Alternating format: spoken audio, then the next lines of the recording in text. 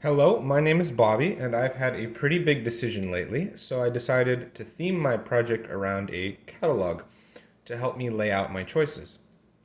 I've also got to thinking about the different things I'll be wearing, so I made it a uniform catalog. Up until last week, I was working at an HVAC engineering firm that uses AI to optimize buildings. It was a very comfy, if not a little bit boring desk job, but I loved the people and I would get hired full time after graduating with a supervisor who could eventually help me get licensed as a professional engineer. Lifestyle and leisure wise, I had plenty of time to play games with friends, exercise whenever I felt like it, and work on a variety of passion projects like RC aircraft and 3D printed gadgets. Overall, a really good and balanced thing I had going. And then, despite already accepting the door was thoroughly closed, I got accepted into a medical school, which is very exciting, but also daunting, and it turned all of this upside down. In 4 years after graduating with an MD, I will hopefully be a resident in a surgical specialty.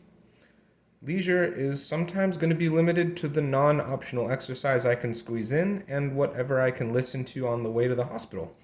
It is not a balanced life, and it could never be. It takes a lot to train a surgeon. The work will be incredibly taxing but highly rewarding, and I'll have my fellow residents to lean on, knowing that we all understand what we're going through.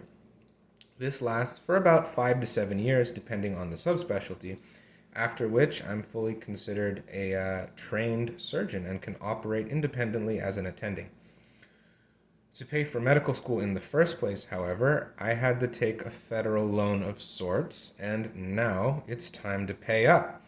Except my bill is not in dollars, it's in time. The military offers full scholarships with stipends for MD students, and in 10 years, when I'm an attending physician, my active duty commitment will begin. I didn't have navy blue, but the Air Force officer uniform looks like this. It's only 4 years, after which I'm free to recommit or leave for the very lucrative civilian workforce. I'll be living on several different bases throughout this time, so it can be a bit of a rough lifestyle moving around throughout the country and internationally, especially if I have a spouse or family at that point, which I really hope I do.